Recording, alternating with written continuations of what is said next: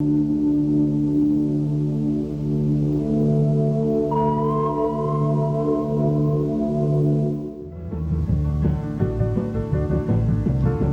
dernière journée de cette semaine sur l'environnement fit intervenir des personnalités politiques influentes, tels M. le ministre Marcel Léger et messieurs les députés Denis Lazure et Jacques Beauséjour.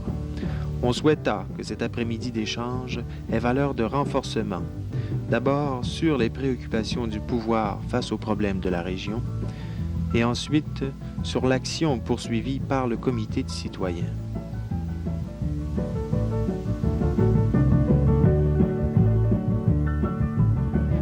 Des projets que j'ai mis de l'avant cette année, qui sont des projets de contre-publicité, qui permettent à des groupes de citoyens comme vous autres d'avoir des sommes d'argent pour créer, via les médias d'information, une nouvelle conscience sociale.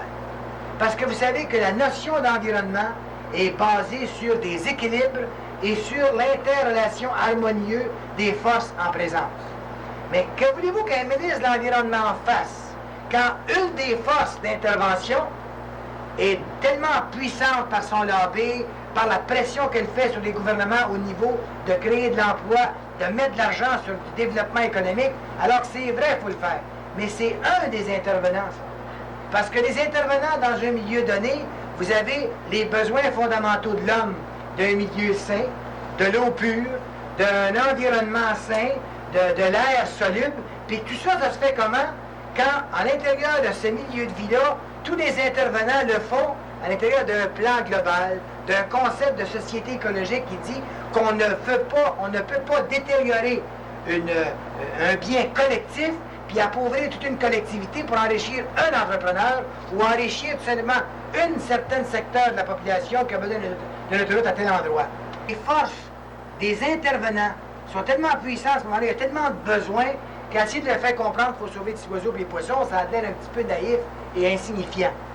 Tandis que si au départ, on avait arrêté d'affronter ensemble le concept là, de développement écologique avec le développement économique, ça ne doit pas s'affronter, ça. Ça doit se faire ensemble. D'où l'importance de commencer à planifier l'avenir. L'épuration des cours d'eau, c'était pas un objectif, ça. C'était un moyen. La fin, l'objectif, c'est l'assainissement du cours d'eau. C'est les usages qu'on veut donner au cours d'eau. Alors, auparavant, on mettait des sommes assez importantes pour épurer. Alors, ce qu'on faisait, c'est qu'on épurait des cours d'eau, on faisait simplement diminuer les égouts qu'on envoyait dans les rivières en faisant un traitement primaire ou secondaire, puis là, on déversait de l'eau un peu moins sale dans de l'eau qui était déjà toute sale.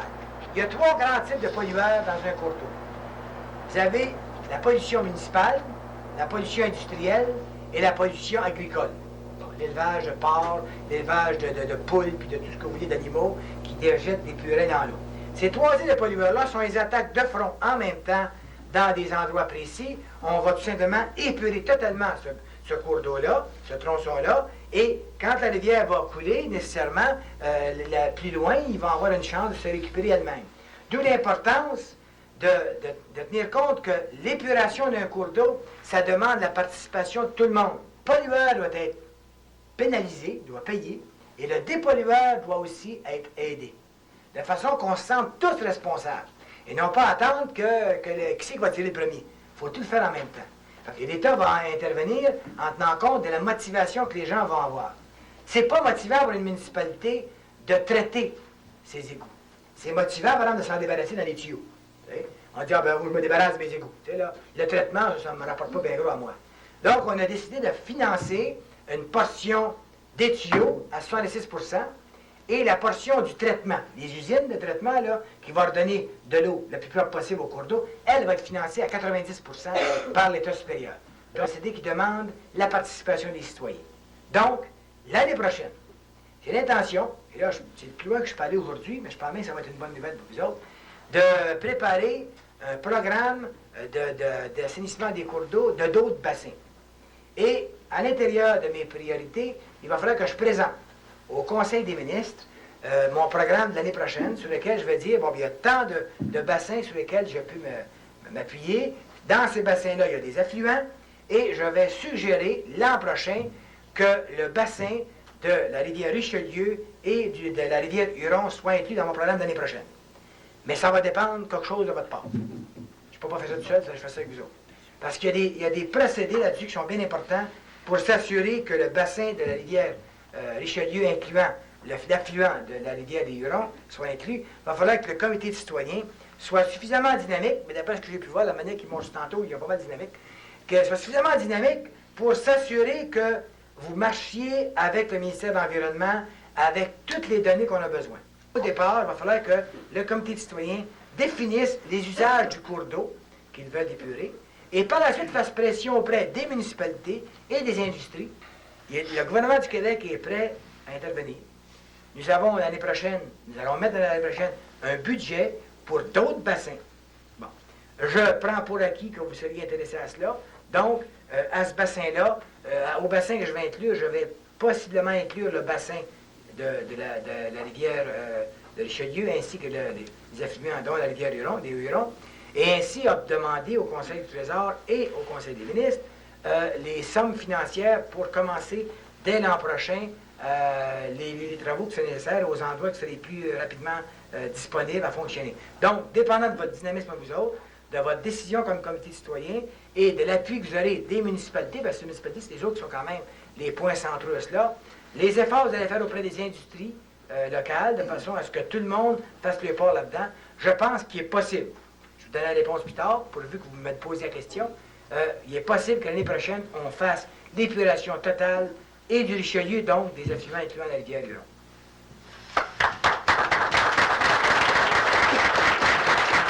Un petit souvenir pour penser notre rivière. Là.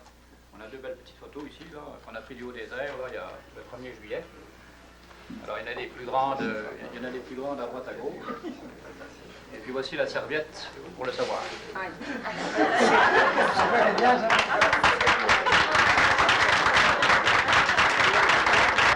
Il faut nécessairement que les citoyens puissent jouer le rôle comme n'importe quel bon citoyen. Quand quelqu'un fait un acte illégal, on essaie de le dissuader, puis s'il ne peut pas le faire, puis si la seule façon de le faire, c'est un recours à la justice, bien, l'affidavit, c'est une formule que j'ai mis de l'avant pour permettre à des gens qui sont témoins d'un incident illégal de pouvoir aller porter, sous serment, déclarer sur une formule qui est acceptée en cours par nos gens qui poursuivent, là, comme quoi qu'il y a eu une personne qui est à témoin d'un geste illégal à tel moment et qui s'est attesté sous serment.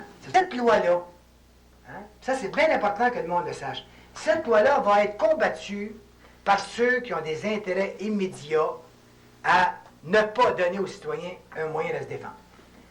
Vous avez dû voir les journaux cette semaine, le Conseil du patronat, qui a sa propre vision de la société de demain, vous savez, où les piastres tombent du ciel, là. Bon. Alors, pour lui, là, c'est donner aux citoyens des moyens extraordinaires. Le citoyen ne peut pas être assez brillant pour défendre de façon normale son environnement.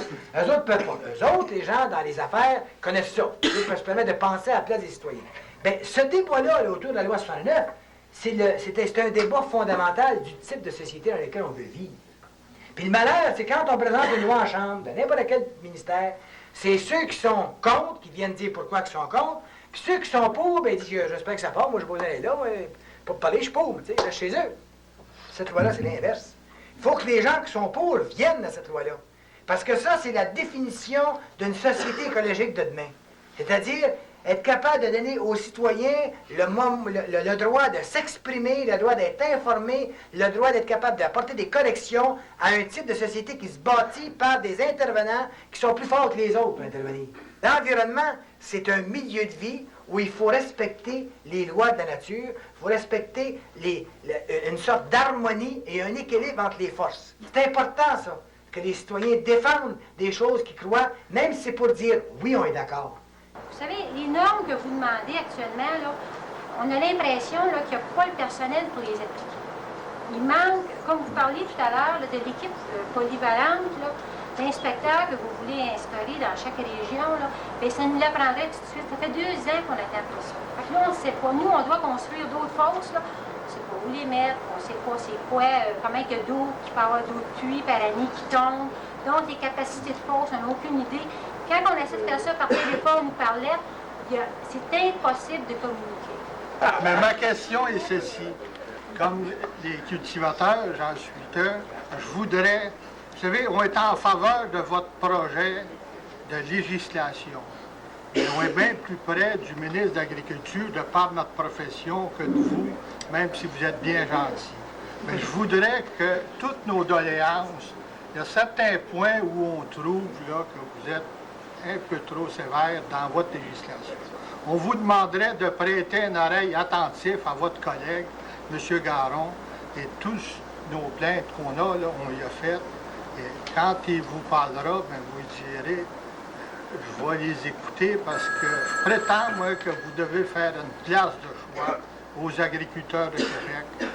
Parce qu'on est conscient aussi, puis on aime ça, de la belle environnement. On va travailler avec vous, mais pas au prix de nous faire disparaître. Mais... Au départ, l'agriculteur se dit, là, la campagne, c'est à nous autres. Les villégiateurs, c'est un privilège.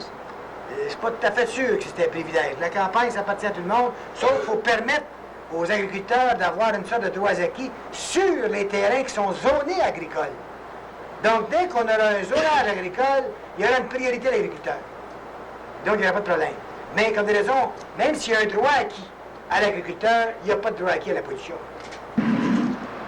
Monsieur le ministre de l'Environnement, Marcel Léger, Monsieur le ministre des Affaires sociales, Dr. Denis Lazure, Monsieur le député Jacques Beauséjour, Mesdames et Messieurs, seulement quelques mots pour dire à Monsieur Marcel Léger, ministre de l'Environnement, quelle joie que j'ai eue en apprenant que la rivière des Hurons est déclarée rivière cible pour l'année 1979, et ce, pour la dépollution.